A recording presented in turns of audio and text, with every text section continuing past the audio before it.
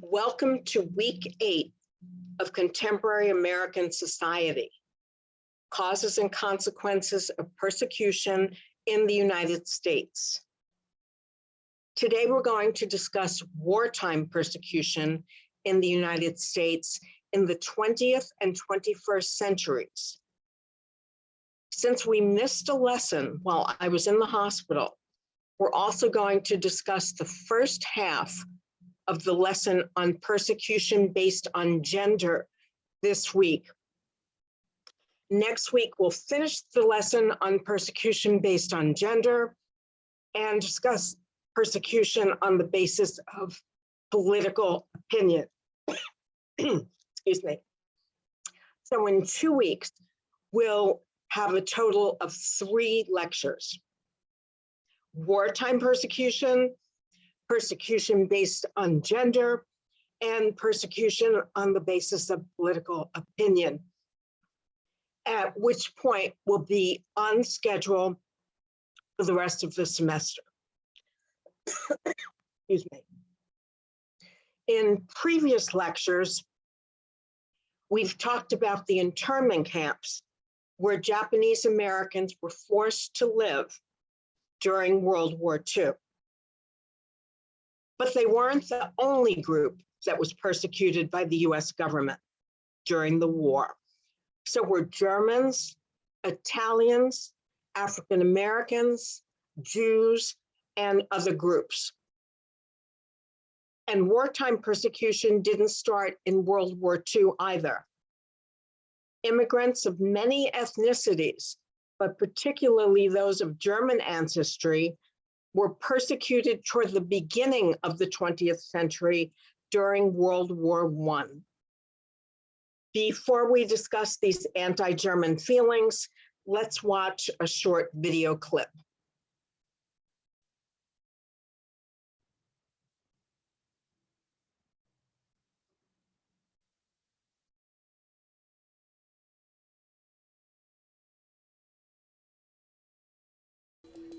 Immediately after the U.S. had declared war, local governments, civic organizations, and even ordinary citizens began an attack on German Americans and their culture. There are children who are instructed by their teachers to cut German songs out of the music books that they use in their classrooms. There is a public Stein-breaking fest at one point to keep people from drinking German beer. There's even in one town in Ohio a really gruesome slaughter of German dog breeds. But it's important not to let these ridiculous stories to overshadow what is really a wholesale destruction of an ethnic culture in the United States. Germans were pressured to stop playing German music, to stop going to German plays. And when I say Germans, I mean German Americans whose ancestors might have been in this country since before the Revolution. The anti-German hysteria even extended to the federal government. The CPI published an article with tips on how to identify people who were pro-German. The president issued a decree that made any German living in the United States register as an enemy alien. Almost 500,000 men and women were photographed, fingerprinted, and interrogated about their loyalty to the United States. The program was administered by a 22-year-old member of the Department of Justice, J. Edgar Hoover. By the fall, a new series of camps capable of housing thousands of people had sprung up in Utah, Georgia, and North Carolina. Not to train new recruits, but to imprison anyone that the government considered a threat to its security.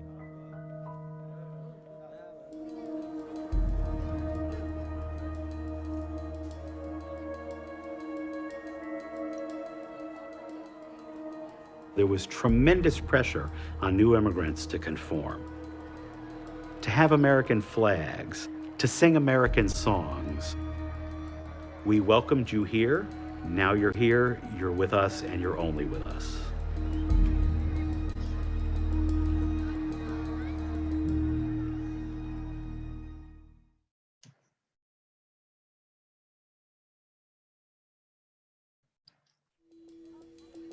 Immediately after the U.S. had declared. As we've just seen, the coming of World War I at first brought a reaction against German culture.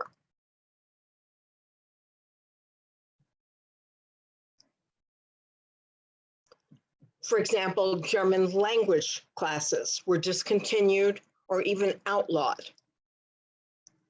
German language newspapers were closed, and German language books were burned.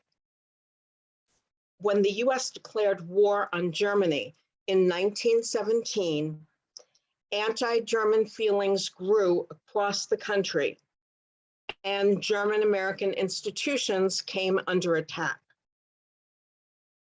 All German Americans were labeled enemy aliens, which refers to anyone associated with a foreign national or a government with which the US is in conflict, and who can be arrested or even removed from the country. Many suffered harassment and vandalism. Many Americans believed that their neighbors were spies working for Germany. Propaganda in the newspapers suggested that Germans in the US were foreign agents, and the public's fears were shared by the federal government. President Woodrow Wilson prohibited Germans in America from working in or near military facilities or Washington, D.C. This caused many Germans to lose their jobs. All Germans had to register and carry identification papers at all times. German business owners had to show their account books to government officials. In several states, Germans' bank accounts were made public. German American homes and businesses were vandalized, and German Americans who were accused of being pro-German were tarred and feathered and even lynched. Americans who spoke German were threatened with violence or boycotts. A boycott is a decision to not use or buy products or services in order to show support for a cause. President Wilson spoke against what he called hyphenated Americans. For example, German Americans, Italian Americans, African Americans, Asian Americans, or Irish Americans. He believed that their loyalty was divided. One government official warned that every citizen must declare himself American or a traitor. That is, a person who exposes their country to danger by giving information to the enemy. Ironically, thousands of German Americans fought to defend America in World War I. Late in the war, the government took the assets of German companies in the US, and they were then sold to Americans. The enemy alien laws affected more than 250,000 German men and women. Let's watch a video clip now about how World War I changed the way the US viewed immigrants.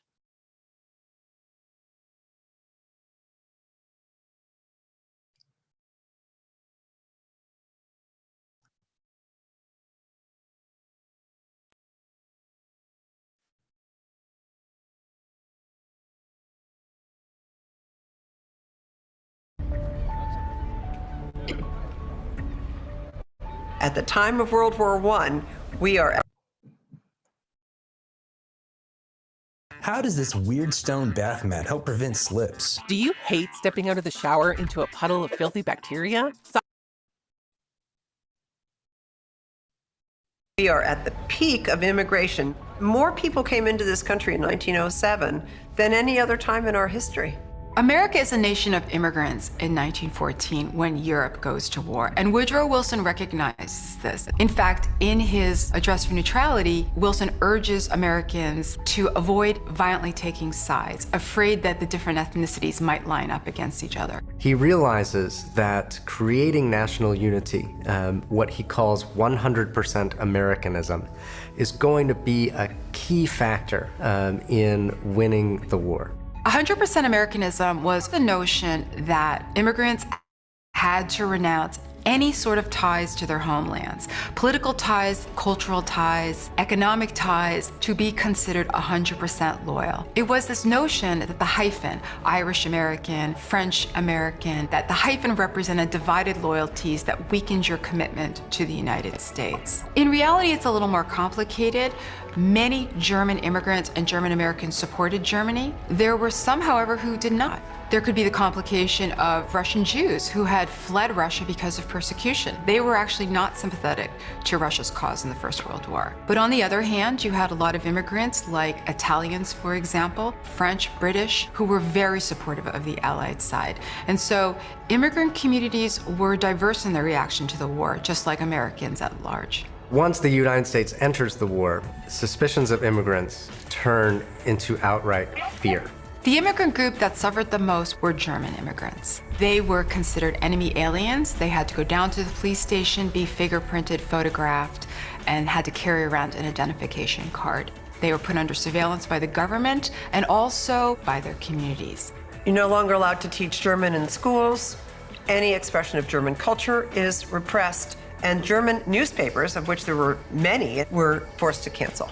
We had some silly things like people changing the name of hamburgers to Liberty sandwiches, and some not silly things where vigilante groups would attack German immigrants. There were examples of people being tarred and feathered, being forced to kiss American flags, their houses being painted yellow, and even some lynchings. This is one of the most heartbreaking chapters of American history, in which one of the most vibrant ethnic cultures in the United States, that of German Americans, is systematically dismantled in the space of about 2 years.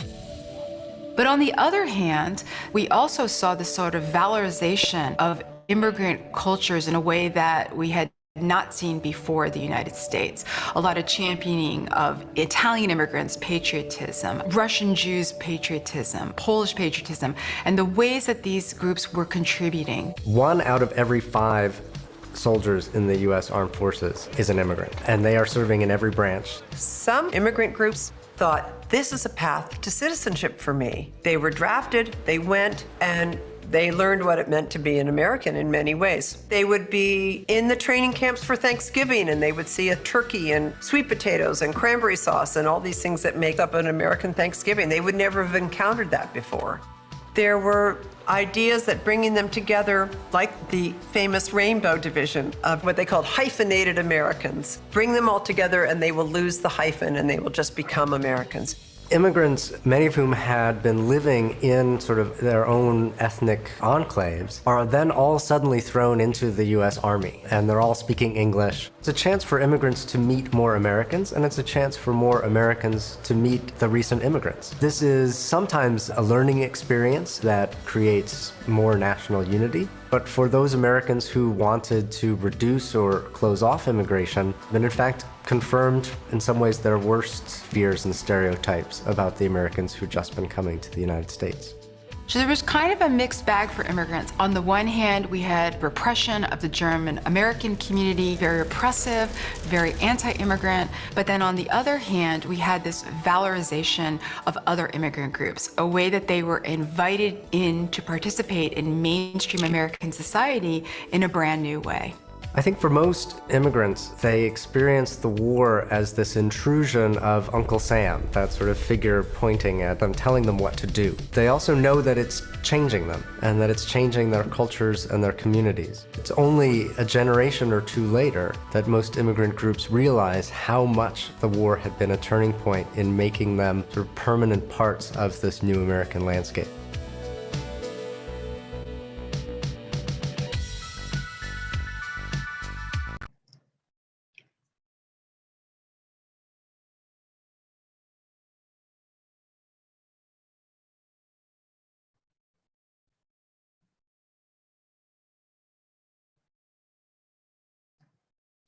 Even though the detention of Germans did little to protect the country, the US repeated its mistake 25 years later with Japanese citizens during World War II. After the attack of Pearl Harbor by Japan in 1941, President Franklin D. Roosevelt ordered that people of Japanese ancestry be forced to relocate and imprison them in internment camps, which were called relocation centers. About 120,000 people were imprisoned. Approximately 2/3 of them were American citizens. California defined anyone with 1/16 or more of German ancestry as a person who should be interned. And Major Carl Bedenston said in 1942, "I am determined that if they have one drop of Japanese blood in them, they must go to the camp." Many concerns over the loyalty of ethnic Japanese seem to be a result of racial prejudice rather than any evidence of wrongdoing. Lieutenant General John DeWitt, who administered the internment program, referred to persons of Japanese ancestry when he testified to Congress. "I don't want any of them here. They are a dangerous element. There is no way to determine their loyalty. It makes no difference whether he is an American citizen. He is still a Japanese. American citizenship does not necessarily determine loyalty, but we must worry about the Japanese all the time until he is wiped off the map." After the bombing of Pearl Harbor, Japanese, German, and Italian nationals were designated as enemy aliens. In addition to imprisoning those of Japanese descent in the US, the US interned Japanese, Germans, and Italians who were deported from 13 Latin American countries to the US. The internment of Japanese Americans was popular among many white farmers who saw internment as a way of getting rid of their Japanese American competitors. In many camps, 25 people were forced to live in a space that was built for 4 people. Let's watch a video about what happened to Japanese Americans who were sent to internment camps.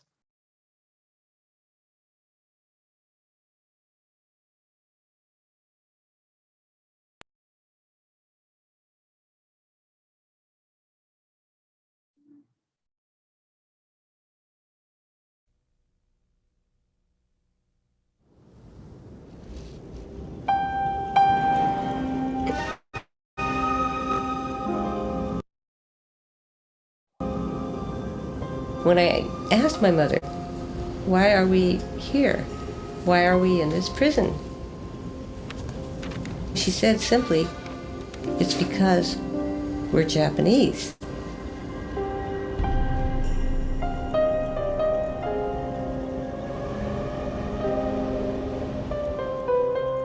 My father was an immigrant from Hiroshima in Japan. My mother was born here. My father believed, like a lot of other immigrants, that you could make money in the United States. My dad always used to say, nothing like America. In 1882, the Emperor of Japan allowed the people of Japan to leave the home islands. And thus, the Japanese came to this country for economic opportunity. I pledge allegiance to the flag of the United States of America. After the first few years, the Japanese immigrants were trying to get into other professions. And people were beginning to get worried about what they called the Japanese invasion. My father could not buy land because he was not a citizen, but he also couldn't become a citizen. My mother used to tell me that salesmen used to come to the door and she'd refuse to buy, and they say, "Why don't you go home, you damn Jap?"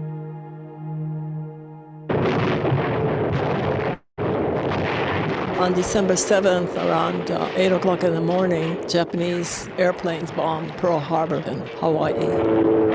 Since the unprovoked and dastardly attack, a state of war has existed between the United States and the Japanese Empire.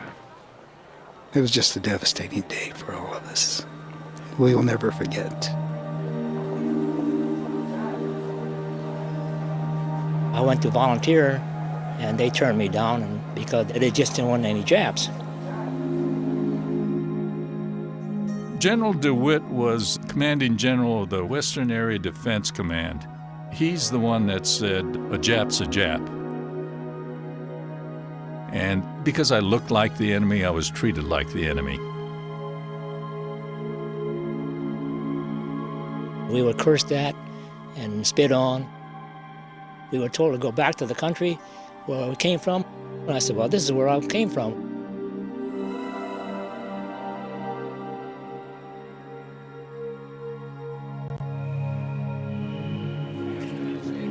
The FBI came and picked up my father immediately. It's just like the movies. Right in the middle of the wedding reception, FBI came and arrested some of the people. We had to turn in all our radios, shortwave, flashlights, guns, knives, whatever that they thought was contraband. President Roosevelt signed Executive Order 9066. As Commander-in-Chief, I have directed that all measures be taken for our defense. The order stated that the West Coast was to be considered a military area and persons of Japanese ancestry were to be removed and housed away from the West Coast. There were 10 war relocation centers to which persons of Japanese ancestry were sent. By the time the war was over, there were about 120,000 people affected. The military and civilian agencies alike determined to do the job as a democracy should, with real consideration for the people involved. Friends of mine had to leave Terminal Island, and those people had only 48 hours. We just felt, well, it was something we had to do. I guess we considered our part for the war effort. The restaurant, we just had to close up. We just padlocked it and got out. People just come and say, well, I'll give you $1 for that, I'll give you $5. Like $5 for a brand new refrigerator. We burned a lot of things.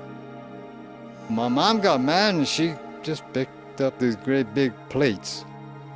She just smashed it right on the floor. With every smash, it just broke her heart. We could only take what we could carry. I can remember things we didn't take, like our dog Ginger. We were not allowed to take pets.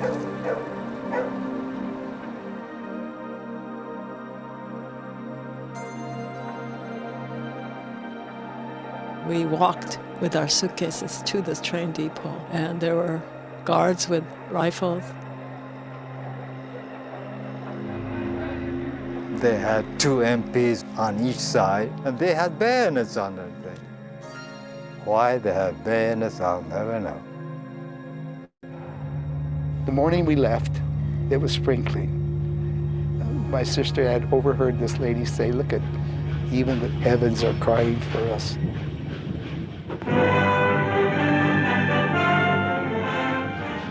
great trek begins.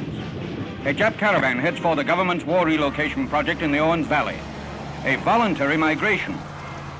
It's in no sense a concentration camp, but a city with its front yard in the snow-peaked Sierra Nevadas. Here, eventually, 12,000 will live and work.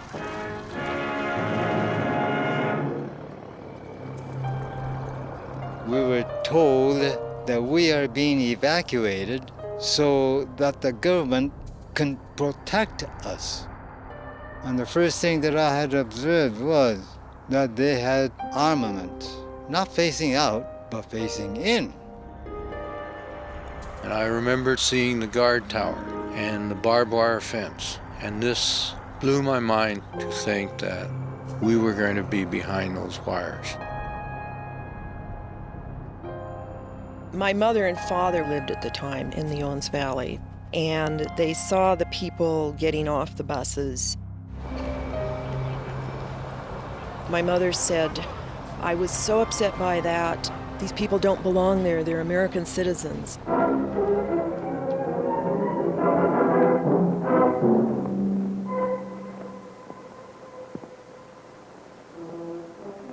They are not prisoners. They are not internees. They are merely dislocated people, the unwounded casualties of war. I remember just seeing the rows of barracks, dirt all over, no plants or greenery. Yes, do that next time. After this 10. After this 10. The first thing that they told us to do was to grab a bag and put straws in the bag. And that was our bed for that night. But the first night, all of a sudden I realized that, my God, there are holes in the roof. I look up and I see the sky. I thought, my God, it's so beautiful.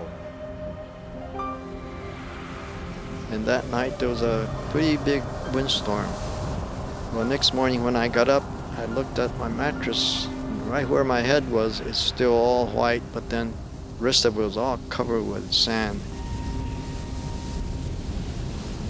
It was hot in the summer, bone-chilling in the winter, and there was always the wind. There was always the wind. The 300 or so residents of each block eat in a mess hall, cafeteria style, a combination of Oriental dishes to meet the taste of the Issei, born in Japan, and of American-type dishes to satisfy the Nisei, born in America. We had nice cold jello on top of hot rice. The daily life in Manzanar was just like any other life, except we didn't have any freedom and we didn't have any privacy. We were all in a room, which was only 20 by 25 feet, men and women. We did finally put up sheets to divide the room. We all had to take a shower in the same place with a lot of other people. And I just couldn't get myself to go take a shower in that place. People like my mother would stay up late hoping to take a shower when her neighbors weren't around. My mom just kept blaming herself. She kept telling us, it'll be over, but I know every day is killing her. I didn't like what was being done to the Japanese people, and they needed teachers. I went to the placement office and told them I wanted to go to Manzanar. They looked at me as though I had taken leave of my senses, but I got to go. In the science classes, I remember a teacher says, pretend this is a Bunsen burner. We didn't have a flag, so we would used to salute to an empty corner. And finally, one day, one of the boys said, well, why don't we draw a flag? It must have been difficult for a teacher to talk about democracy when we were put into a place like that.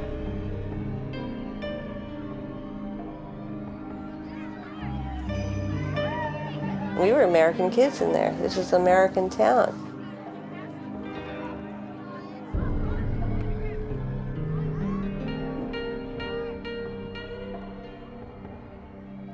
We were not allowed to leave the camp to go play at high school outside of Manzanar, so we always had to be the home team.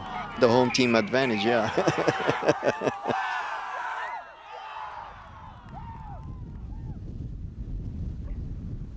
The worst memory was that we were prisoners. There's nothing you can do about it. Then you just accept it. That's one of the things that got us through those hard times. Shikata ga nai. Nothing can be done. What can we do?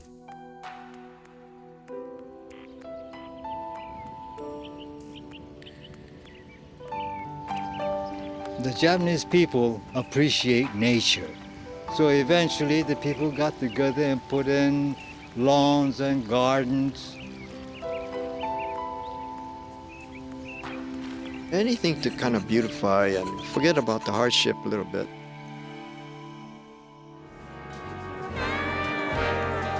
And then they also had a dance band. They were called the Jive Bombers.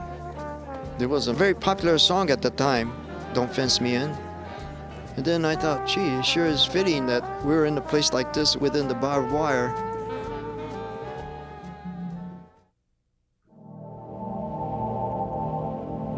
You get people confined in a small space like that, and you have no one to fight. You can't fight these military people with guns, so you attack each other, blame each other.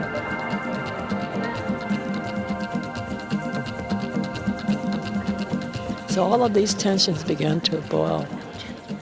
Some of it had to do with the protest, but like any activity where you have a demonstration, other factors enter in.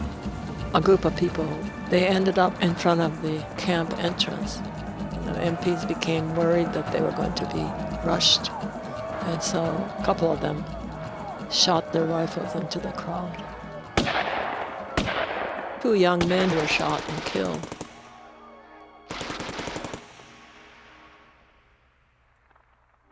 There was a loyalty oath questionnaire which was distributed in all the 10 camps. Question 27 asked if we would serve in the armed forces of the United States and go wherever ordered. Question 28 asked if you forswore allegiance to the Japanese emperor. And how am I going to answer it? Because I can't forswear allegiance to the Japanese emperor, because I never had allegiance to him. It caused a lot of confusion among the Issei who were not citizens. And that meant that they would lose their Japanese citizenship if they did that, and that they would be people without a country because they couldn't become American citizens.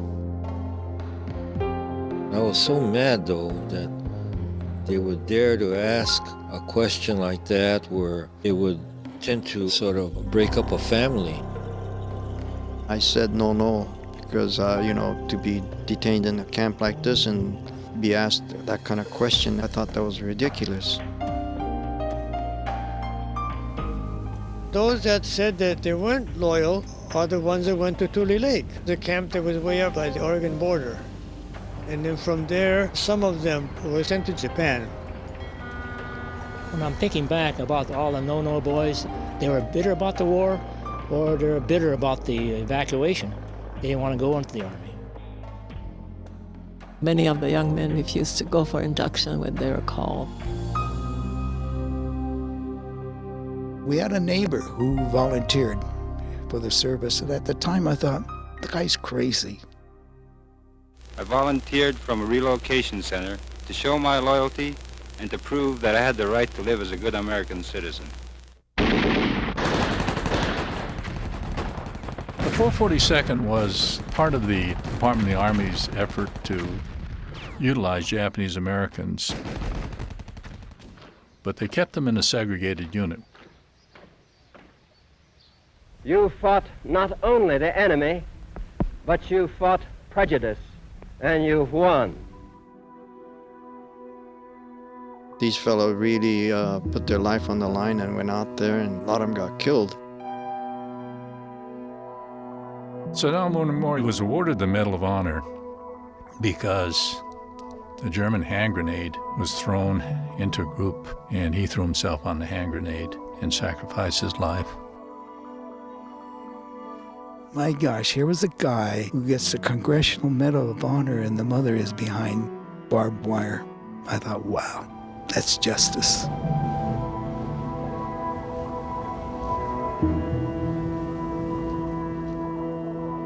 In February of 43, they came out with the order that said you could go out of the camp, but you can't go back to the 3 Pacific Coast states.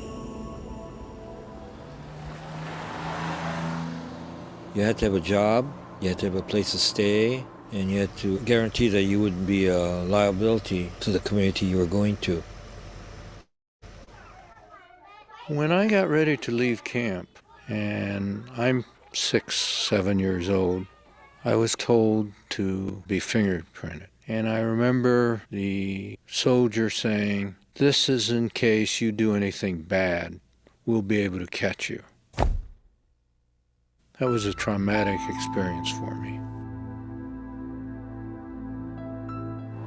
They gave me a small green card that gave me permission to leave Manzanar and then went to Madison, Wisconsin. Young kids would drive by and say, "Go home, Japs," and I'm thinking, oh boy, would I ever love to go home. But you couldn't.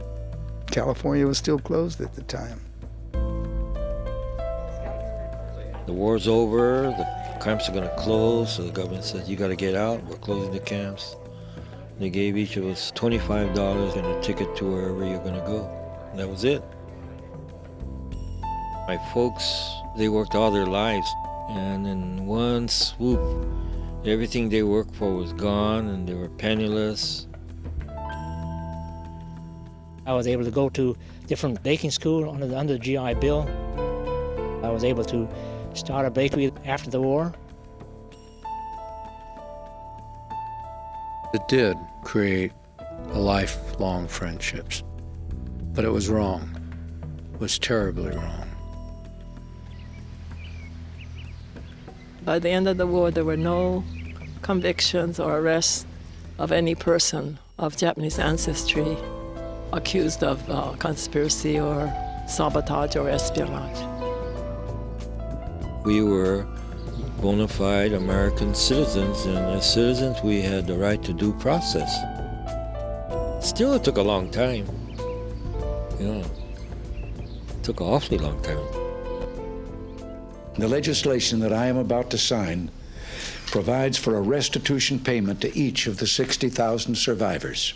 Yet we must recognize that the internment of Japanese Americans was just that, a mistake. Here we admit a wrong. Up to that point, I always felt like a second-class citizen. So when I got the apology, as if something was lifted off my head. The thing that I lost are the freedom. But for these first-generation Japanese, like my father and others, they lost so much. No amount of money would ever compensate for what they went through.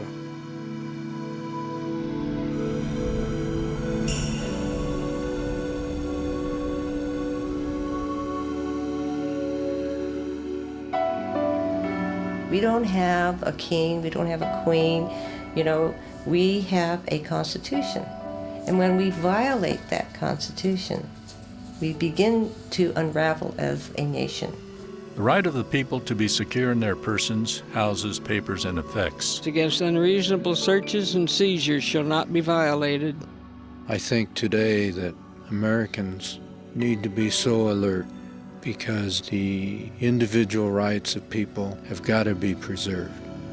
No person shall be deprived of life, liberty, or property without due process of law. Are we going to make the same mistake that we did with a whole group of my family and friends? I really worry about that.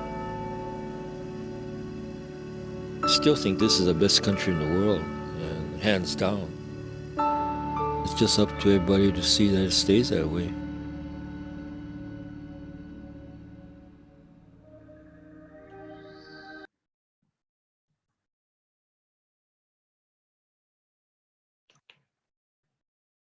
Once internment ended in 1944, Japanese Americans were given $25 and a ticket to wherever they were going to go.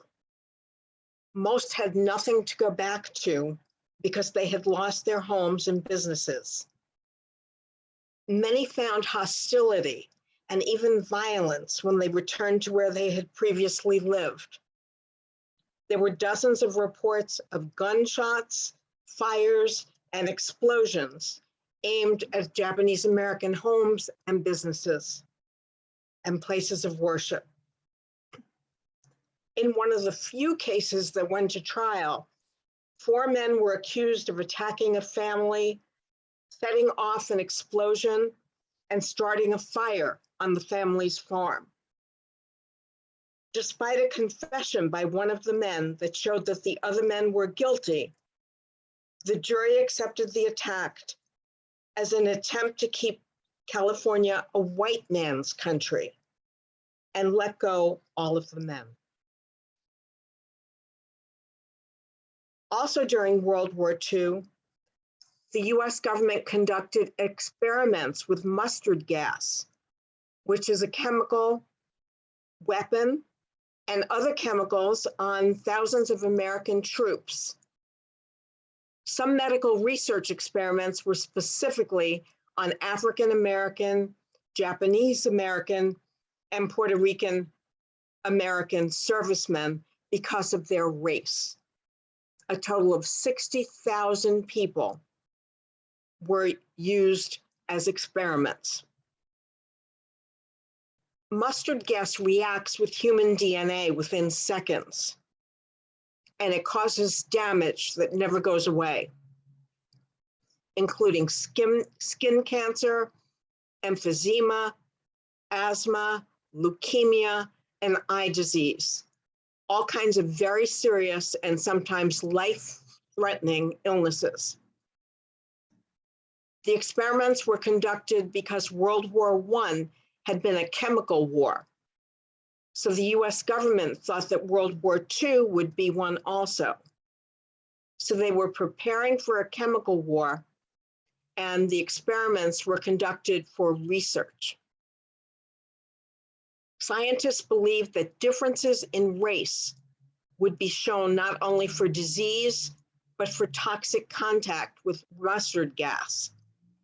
They expected that white soldiers would have one kind of response, but African Americans, Japanese Americans, and Puerto Ricans might be able to fight the chemicals better. The US government described the men who were part of the experiment as volunteers, but they didn't know what they were volunteering for. They were promised vacations and awards, and in most cases weren't asked. They were forced to participate. It was a secret part of US history during World War II that was hidden for almost 50 years until the 1990s. During the time in which the US was involved in the Vietnam War, the US military sprayed approximately 19 million gallons of Agent Orange, a toxic chemical, from 1962 to 1971 to remove the leaves of trees behind which the enemy was hiding and to destroy the crops that they were eating. However, it also caused severe disabilities and birth defects. Agent Orange was also sprayed in Cambodia and in Laos, a country that was neutral, that didn't support either side during the war. Even though it's been 50 years since the war, approximately 70,000 US veterans, people who served in the military, as well as the people of Vietnam and Laos, are still feeling the effects of Agent Orange today. The US government didn't admit that it had used Agent Orange during the Vietnam War until about 20 years ago. That concludes our discussion of wartime persecution. This week, I'll also be posting the first half of our next topic, persecution based on gender, with the second half next week, when I'll also be posting the following topic, persecution on the basis of political opinion. So we'll cover 3 topics in 2 weeks in order to make up for the time that was lost while I was in the hospital. I'm also posting the link to a very short video clip about the story of one Japanese American after the bombing of Pearl Harbor for you to watch for homework. Don't forget to email me with any questions, and see you next time.